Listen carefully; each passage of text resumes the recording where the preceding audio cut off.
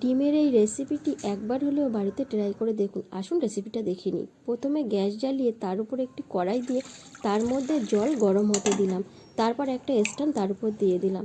এবার একটা পাত্রে দুটো ডিম ভাঙিয়ে তার মধ্যে স্বাদমতো লবণ ও গোলমরিচের গুঁড়ো দিয়ে ভালো করে ফাটিয়ে নিলাম। তারপর সেই স্ট্যান্ডের উপরে পাত্রটি দিয়ে ঢাকা দিয়ে দিলাম।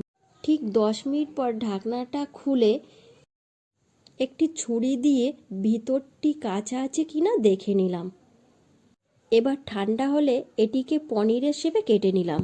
এবার কড়াইতে তেল দিয়ে তার মধ্যে তেজপাতা, 5 ফোড়ন, পেঁয়াজ কুচি, আদা বাটা, রসুন বাটা, টমেটো কুচি, স্বাদমতো লবণ, হলুদ গুঁড়ো, জিরে গুঁড়ো, ধনে গুঁড়ো, লঙ্কা গুঁড়ো, এবার ডিমের টুকরোগুলো দিয়ে ভালো করে নেড়েচেড়ে জল দিয়ে দিলাম। ঠিক 5 মিনিট রান্নার পর ধনেপাতা দিয়ে সার্ভ করুন ডিমের এই সুন্দর